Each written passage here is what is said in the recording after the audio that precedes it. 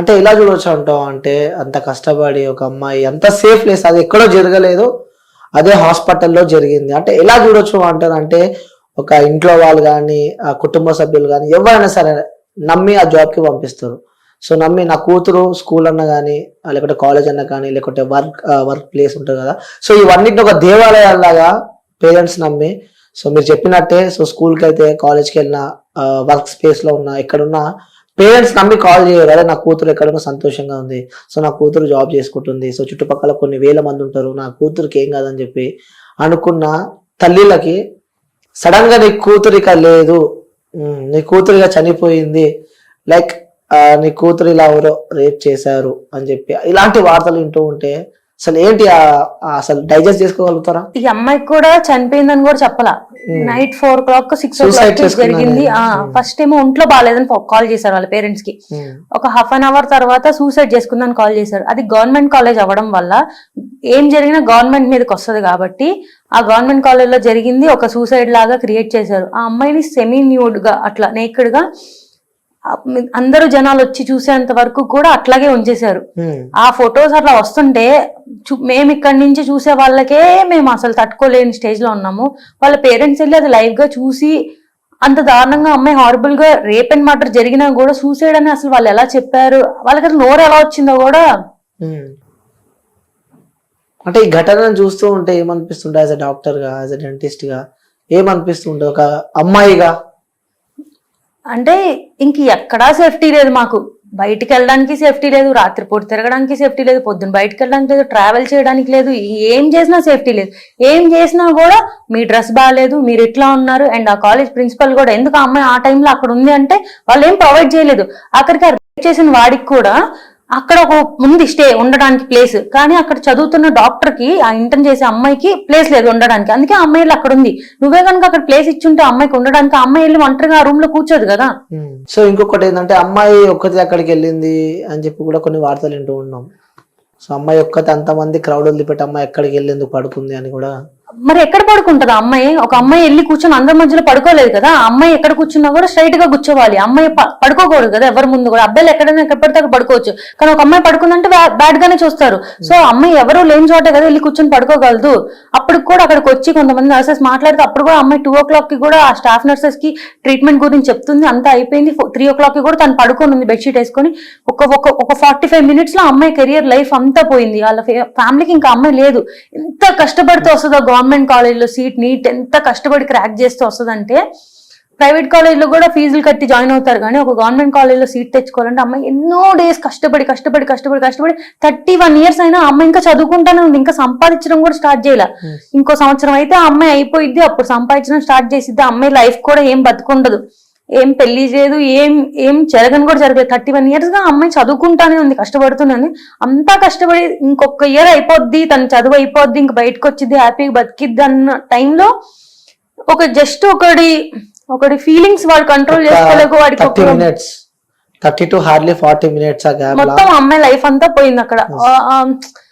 నేను నా ఫ్రెండ్స్ కి అందరికి ఫోన్ చేసి ఇలా జరిగిందంట. వాళ్ళందరూ కూడా ఎవరు చదువుకొని కూడా చదువుకోలేకపోతున్నా. నా ఫ్రెండ్ MBBS ఎగ్జామ్ కి చదువుకుంటుంది. ఏం జరిగింది ఇట్లా అంటే నేను చదవని కూడా చదవలేకపో. అందరూ మేమంతా కోరిలేట్ చేసుకుంటున్నాం దానికి. అండ్ ఏంటంటే నేను నిన్న దీనికి చాలా డిప్రెషన్ కి వెళ్ళిపోయాను. నిన్న దీని వల్ల నేను ఒక వీడియో చేస్తే దాని కింద కామెంట్స్ కూడా మీకు మాట్లాడే అర్హత లేదు, మీరు వీడియోలు చేయడం వల్ల ఇలా చేస్తారు, మీరు చూడడం సరిగ్గా చూస్తే ఇలా ఉండదు కదా. సరే మేము వీడియో చేసిన ఇట్లా అమ్మాయి అలా చేయలేదు కదా, మరి ఆ అమ్మాయికి జరిగింది ఏంటి? ఇక మీరు మిగతా అందరికి జరుగుతుంది, అప్పుడు ఎవరు మాట్లాడలే ఇప్పుడు వచ్చి మాట్లాడచ్చు అంటే ఇది కంప్లీట్ గా రేపు మాకే జరగచ్చు. మేమే ఒక డ్యూటీలో ఉన్నప్పుడు మాకే జరగచ్చు. ఎన్నోసార్లు మేము అలా సెమినార్ రూమ్ లో కూర్చున్న రోజులు ఉన్నాయి. అది రేపు మాకే జరగచ్చు. అలా మేము అంత దగ్గరగా మాతో పాటు ఉన్న సిస్టర్ లాగే కదా అమ్మాయి, మాతో పాటు ఉన్న డాక్టర్ అంటే మీలో ఒకరు అన్నట్టు.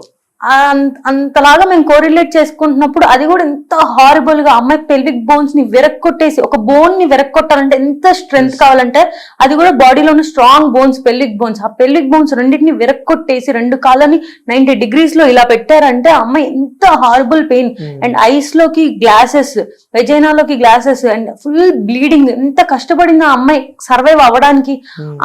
ఆ జస్ట్ ఆ సీన్స్ ని అండ్ ఆ అమ్మాయికి జరిగిన ఇంజ్యూరీస్ ని, ఆ పోస్ట్ మార్టం రిపోర్ట్ ని, ఆ ఫొటోస్ ని చూస్తుంటే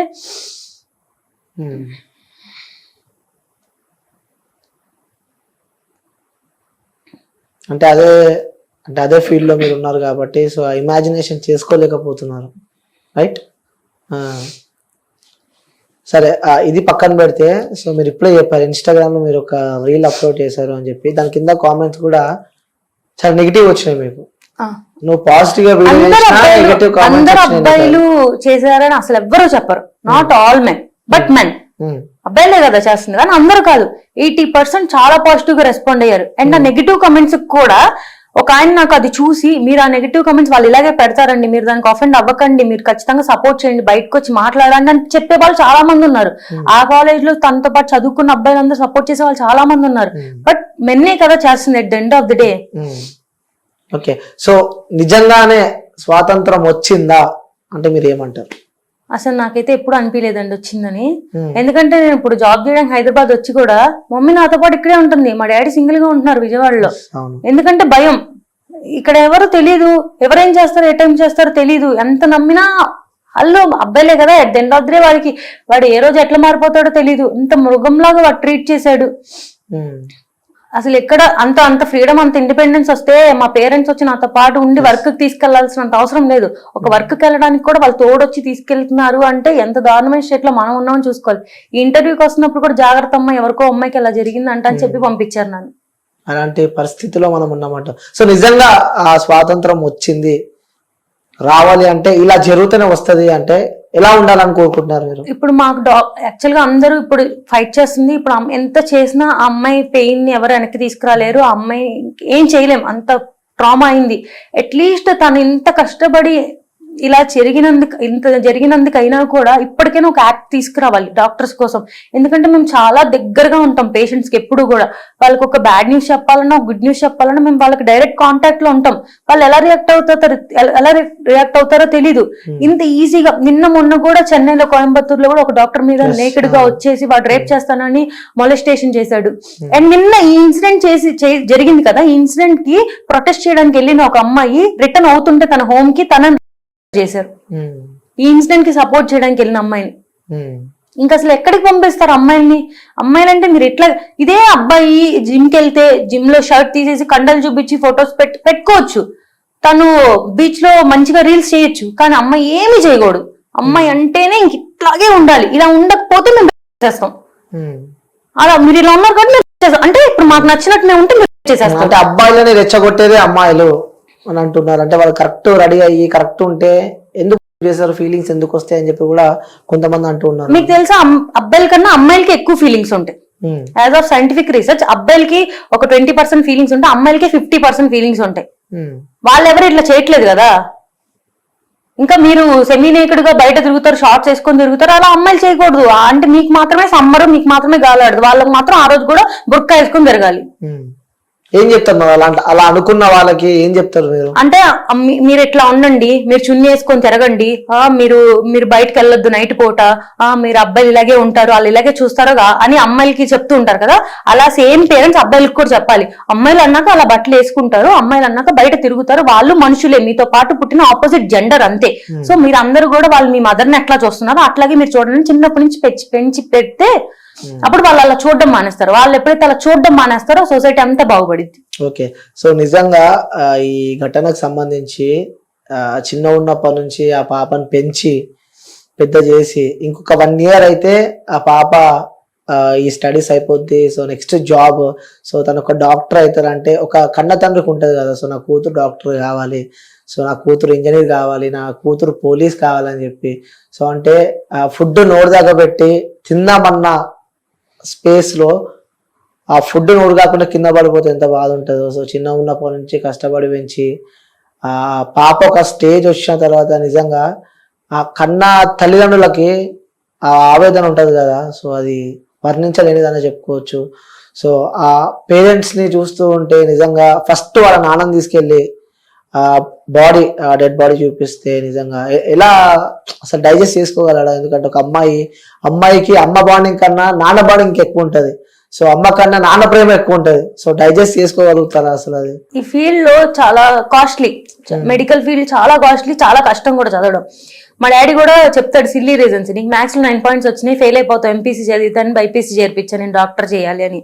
వాళ్ళు చాలా హోప్స్ పెట్టుకుంటారు.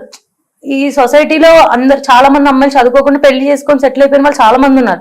అంతమందిలో 30 years వచ్చినా కూడా పెళ్లి చేయకుండా చుట్టూ ఉన్న సొసైటీ పెళ్లి చేయవా అని అడిగినా కూడా లేదు, మా అమ్మాయి అంటూ నిలబడాలి, తను చదువుకొని ఒక డాక్టర్ అవ్వాలి అని చాలా కష్టపడి వాళ్ళు డబ్బులు లేకపోయినా కూడా పెట్టి చదివిస్తారు. ఎందుకంటే అమ్మాయి పేరు, రేపంటే అమ్మాయి కాళ్ళ మీద నిలబడాలి, వాళ్ళని చూసుకోవాలి అని చాలా కష్టపడి పెంచుతారు. అంత కష్టపడి చేసిన తర్వాత మా డాడీ కూడా చెప్తాడు, వీళ్ళమ్మా ఈ ఫీల్డ్ బాగా చదువుకో, డాక్టర్ అవ్వాలి, నువ్వు అంత కష్టపడి చేస్తారు.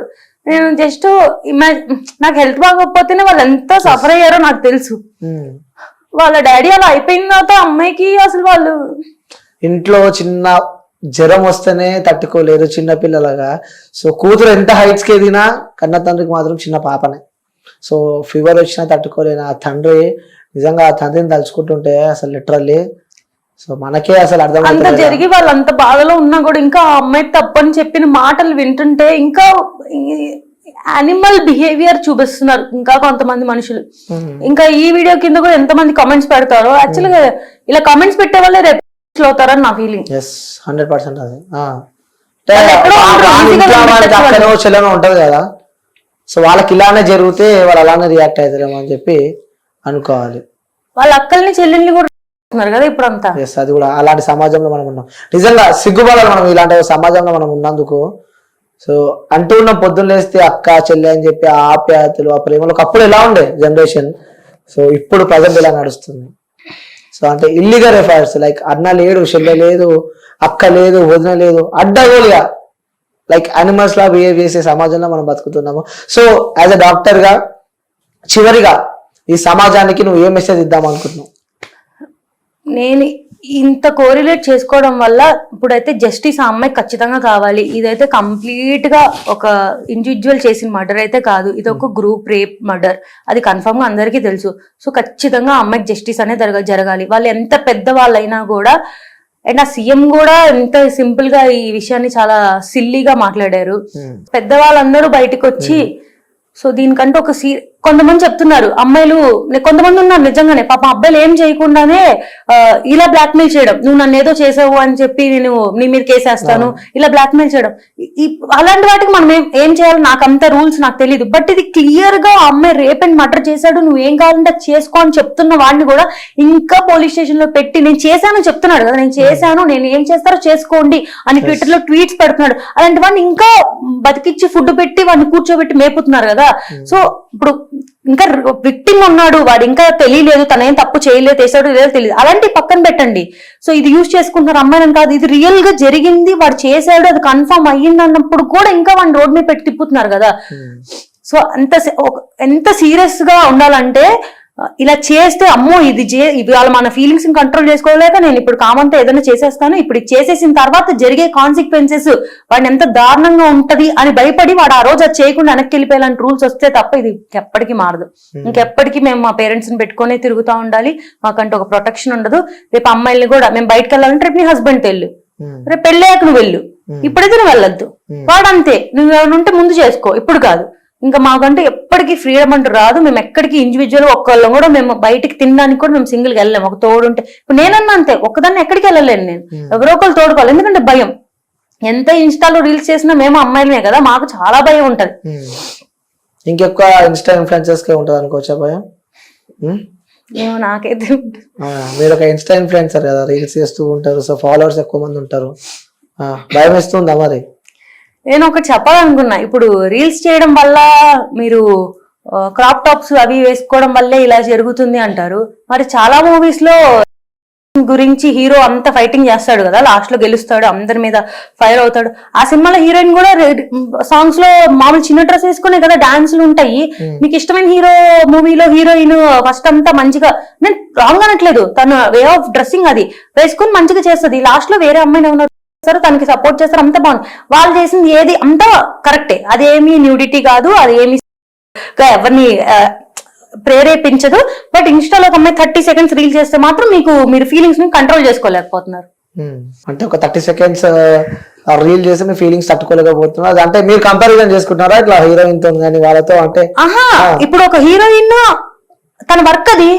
అప్పుడు ఇది మీ work, ఇది job, job, అంటే Instagram లో 30 job. seconds మా ఫోన్ లో మేము మాకు నచ్చిన డ్రెస్ వేసుకుని రీల్ చేస్తే మిస్టేక్, బట్ ఒక కెమెరా ముందు ఒక 100 of people ముందు హీరోయిన్ సమ్ చిన్న dress and some sleeveless top అంటే వాళ్ళతో పోటీ పడుతున్నారు మీరు. వేసుకొని వాళ్ళ వర్క్ అది, వాళ్ళ ఇష్టం అది, వాళ్ళు నచ్చి వాళ్ళు హీరోయిన్ గా వెళ్ళారు, వాళ్ళ వర్క్ అది. వాళ్ళకి చేస్తున్నప్పుడు ఎలా అయితే మిస్టేక్ కాదు, అదంతా మీరు ఫ్యాన్స్ అని వాళ్ళ అమ్మ బాగుంది హీరోయిన్ ఈ డ్రెస్ అన్న. మరి మేము 30 seconds మా అంటే ఏంటి, చిన్న ఫీల్డ్ నుంచి చేసే వాళ్ళు చేస్తే మిస్టేక్, పెద్ద స్క్రీన్ మీద చేస్తే కరెక్ట్. ఓకే, సో మీరు చేసేది కూడా కరెక్టే అంటున్నారు. మేము చేసేది అయితే కంప్లీట్ కరెక్టే అండి, సో అసలు ఎలాంటి మిస్టేక్ లేదు. ఓకే, సో మొత్తానికి అయితే మీరు చేసే కరెక్టే అంటారు. మేమేం న్యూడ్ షోస్ చేయట్లేదు, పార్న్ ఎంకరేజ్ చేయట్లేదు, మేమేం చేయట్లేదు. అంటే ఇంకా అదే నేను లాస్ట్ ఇంటర్వ్యూలో కూడా చెప్పాను కదా, ఇంకా డాన్స్ వేస్తేనే తప్పు అంటే అది మీ చూపు తప్పు, మీ పేరెంట్స్ తప్పు, మీరు బతుకుతున్నారు తప్పు, మీరు చచ్చిపోతే బెస్ట్ అని నా ఫీలింగ్. అలా చెప్తారు వాళ్ళకి, ఎవరైనా అలా అనుకుంటే అలా చెప్తారు అంతే. సో ఓకే, అబ్బాయి అయితే ఎగిరి ఫ్లిప్ ఫ్లాప్స్ చేసేసి పైనుంచి కిందకి దూకేసి డాన్స్ చేసేయచ్చు. అమ్మాయి వాడికేం హార్మోన్స్ ఉండవు కాబట్టి అవేం జంప్ అవ్వవు. అమ్మాయి మాత్రం సేమ్ ఫ్లిప్ ఫ్లాప్స్ చేస్తే మిస్టేక్ అయిపోద్దా? అమ్మాయికి ఇష్టం ఉండదా డాన్స్ చేయడం? చూసే కళ్ళు తప్ప అంటాం. చూసా ఆబ్వియస్ గా అమ్మాయిని కూడా ప్రతిదీ ఒక సెక్షువల్ ఆర్గన్ గానే చూస్తే అది ఎప్పటికీ మిస్టేకే. అమ్మాయి కూడా మనిషి, అమ్మాయి నార్మల్ మనిషి, ఆ దేవుడు ఇచ్చిన వరం అది, బాడీ షేప్ అనేది చూస్తే ఎవరికి అలా బుద్ధి పుట్టదు. ఓకే, సో నిజంగా ఆ అమ్మాయికి అయితే న్యాయం జరగాలని చెప్పి మీరు కోరుకుంటున్నారు. ఆ అమ్మాయికి జస్టిస్ జరగాలి అండ్ డాక్టర్స్ కి ప్రొటెక్షన్ గా యాక్ట్ రావాలి. ఖచ్చితంగా పెద్దవాళ్ళందరూ వచ్చి దీని గురించి మాట్లాడాలి. ఇన్ని రోజులుగా ఫైట్ చేస్తున్నారు డాక్టర్స్, ఐడిఏ వాళ్ళు, ఐఎంఏ వాళ్ళు, ఇంత మంది సపోర్ట్ చేసిన, ఎంత మంది కష్టపడుతున్నా కూడా ఇప్పటికే యాక్ట్ రాలేదు. ఎప్పటికొచ్చిద్దో కూడా తెలియదు. ఇంత వైలెన్స్ జరుగుతుంది, ఇంత మంది డాక్టర్స్ కి హామ్ అవుతుంది అన్నప్పుడైనా ఇప్పటికైనా ఆ యాక్ట్ రావాలని అందరు ఫైట్ చేస్తున్నారు. ఓకే, సో నిజంగా అది చాలా బాధాకరమైన విషయం. సో అది మనం అమ్మాయిని అయితే తీసుకురాలేము, కానీ ఇంకో అమ్మాయికి అలా జరగకుండా చూసుకున్న బాధ్యత ఈ సమాజం పైన ఉంది. ముఖ్యంగా గవర్నమెంట్ కూడా దీనికి సంబంధించి ఆలోచించి వీళ్ళకి డాక్టర్స్ కూడా తగిన న్యాయం చేస్తారు, ఆ ఫ్యామిలీ, ఆ కుటుంబాన్ని ఆదుకుంటారని చెప్పి మనస్ఫూర్తిగా కోరుకుంటున్నా. సో థ్యాంక్ యూ పూర్ణిమ గారు, వచ్చినందుకు. సో మీకు లోపల ఉన్న ఎమోషన్స్ కానీ, మీ బాధలు కానీ, సో మీ పడ్డ కష్టాలు, ఈ ఫీల్డ్ ఎలా ఉంటుందో కూడా చెప్పినందుకు థ్యాంక్ యూ సో మచ్ అండి. Thank you. Welcome to the world of opportunities, where dreams meet reality. At Sun International Institute of Tourism and Management, we pride ourselves on being a world-class institution dedicated to nurturing talent and shaping careers. Sun International, Hyderabad, Visakhapatnam.